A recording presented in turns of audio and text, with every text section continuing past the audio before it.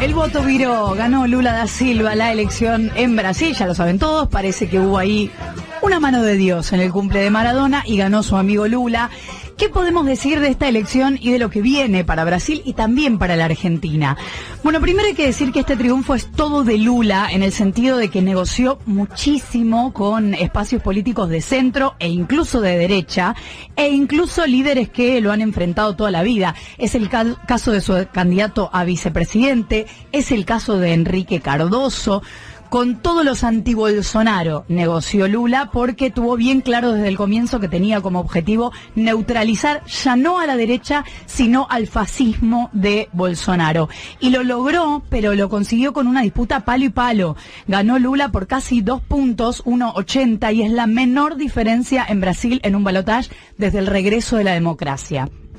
Los dos candidatos subieron muchísimo la cantidad de votos desde la primera vuelta, pero fíjense, Lula consiguió 3 millones más de votos, que obviamente es un montón, terminó sacando 60 millones, o sea, más votos que todo nuestro país, es una barbaridad de votos, incluyendo a los niños nuestros que no votan, pero Bolsonaro sacó 7 millones más desde la primera vuelta y terminó con 58 millones de votos. Decíamos el viernes que no lo venía ayudando, que en un momento se detuvo ese crecimiento a partir de lo que pasó con los más cercanos a Bolsonaro en las calles, con lo que pasó con el exdiputado que salió a tirotear a la policía, con lo que pasó con el propio Bolsonaro en ese episodio que describía de las venezolanas menores de edad a las que se había cruzado en su movida de campaña, y también lo del fin de semana de la diputada que contaban hace un rato, con el arma en la calle, en plena calle, apuntándole a un seguidor de Lula.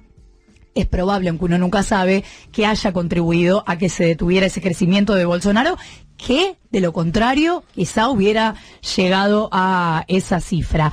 Y además ayer se definían las gobernaciones de aquellos estados que también tenían segunda vuelta porque no se había ganado en la primera, y ahí, por ejemplo, en el estado más grande y más rico del país, en San Pablo, que tiene 40 millones de habitantes, o sea, es como la Argentina, ganó el candidato de Bolsonaro, Tarcísio Gómez de Freitas, así que Lula va a tener en todas partes opositores con mucho poder y con mucha legitimidad. ¿Qué quiero decir con todo esto?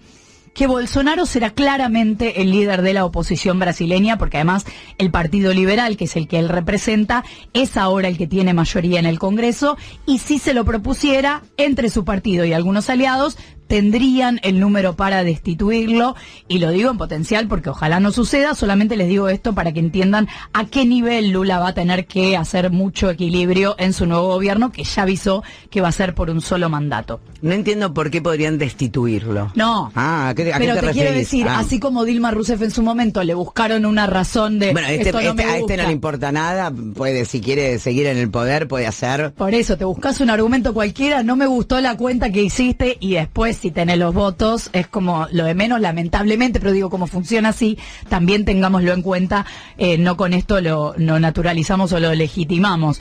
También hay que decir que con esta elección Bolsonaro se mete en el grupo de los presidentes de derecha del continente que no pudieron ser reelectos para su segundo mandato: Donald Trump, Mauricio Macri, ahora Bolsonaro. Y no quiero dejar de lado que Lula es, por un lado, un sindicalista que llegó a presidente de su país, que fue reelecto, que gobernó de 2003 a 2010, que es el líder más importante de la historia de Brasil, y hoy es uno de los más importantes de la región, si no el más importante, sobre todo por la relevancia de Brasil, pero además es un hombre al que mandaron 580 días preso por supuesta corrupción, algo que no fue probado y que ahora la Corte anuló esa condena porque se demostró sí que el juez Moro, luego ministro de Bolsonaro y ahora senador, tuvo clara animosidad y lo mandó preso sin pruebas, porque es al revés. Algunos dicen Lula no demostró su inocencia. No, la justicia está para lo contrario, para demostrar la culpabilidad si la hubiera. Y Lula salió de prisión, 1 año y medio preso estuvo, y salió de la cárcel, consiguió volver a ganar una elección con la mayor cantidad de votos de su historia, y en ningún momento del discurso habló de revancha o fue un discurso revanchista. De hecho, en el discurso de Lula de ayer, un discurso muy medido en el sentido de que fue leído, muy pensado, ya avisó cuáles van a ser sus ejes de gobierno y repasemos un poco. Que el pueblo coma por lo menos 3 veces por día. De los más de 200 millones de habitantes que tiene Brasil, hay por lo menos 30 millones que pasan hambre. Es una cifra que creció fuerte en el gobierno de Bolsonaro. De hecho, Lula había sacado al país del mapa del hambre, un mapa mundial donde está la Argentina, y Brasil había salido y Bolsonaro lo trajo de nuevo. ¿Qué decía Lula ayer sobre esto? Nuestro compromiso más urgente es acabar con el hambre otra vez. No podemos aceptar como normal que millones de hombres, mujeres y niños en este país no tienen que comer o que consumen menos calorías y proteínas que lo necesario. Tenemos el deber de garantizar que todos los brasileños puedan tener su desayuno, almuerzo y cena todos los días. Este será nuevamente el compromiso número 1 de mi gobierno. El compromiso número 1, pero también dijo Lula que se propone que ya no haya más deforestación del Amazonas, que haya un Ministerio de Asuntos Indígenas, que se venga un gobierno de todos los brasileños, no solamente de los que lo votaron. Hizo mucho hincapié en lo que fue su objetivo para esta elección, que es recuperar la democracia.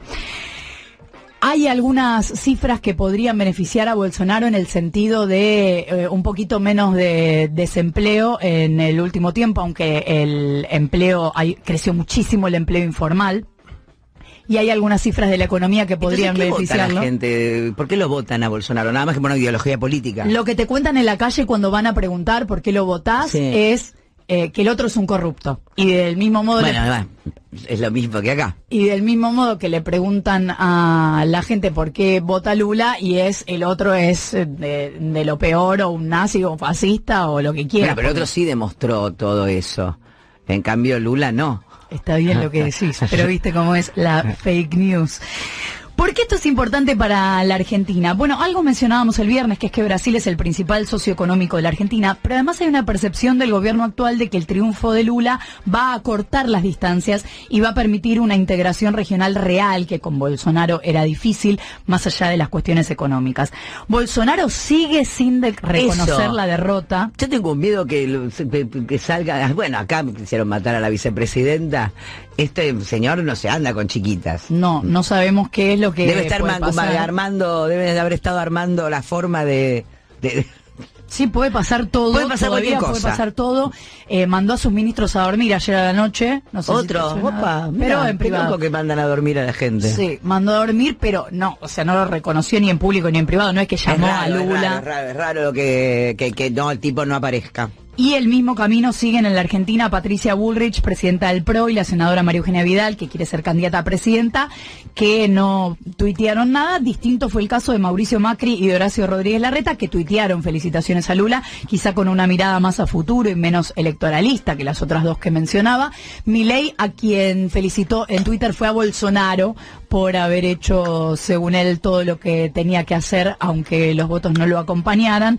Y bueno, y diciendo también que ahora la esperanza para ese universo es él en la región. Ah, la mierda, qué buen político. Sí. Que puede manejar todo. Sí. Y por supuesto la vicepresidenta Cristina Fernández y el presidente Alberto Fernández sí festejaron este triunfo. Recordemos que el presidente acompañó a Lula visitándolo en prisión, eso es algo que Lula no se olvida. Ya viajó el presidente hace un ratito a Brasil para almorzar hoy con Lula da Silva. Una buena, dice pobre, debe estar contento Alberto, dice, una buena, loco, me tocó. Una buena, le dio un beso al nene, dijo, vos sabés la alegría que tengo, una buena me tocó, nene. Lula va a asumir el cargo el 1 de enero, faltan 2 meses, con 77 años y con las dificultades no solamente de esa oposición que les contaba, sino también con el desafío de mantener esas alianzas políticas que hizo para ganar y con las que ahora va a tener que gestionar. No es exactamente lo que pasa con la coalición de gobierno en la Argentina, pero sí hay un desafío y vamos a ver entonces qué es lo que pasa con esto, que será finalmente la tercera presidencia de Lula da Silva en Brasil.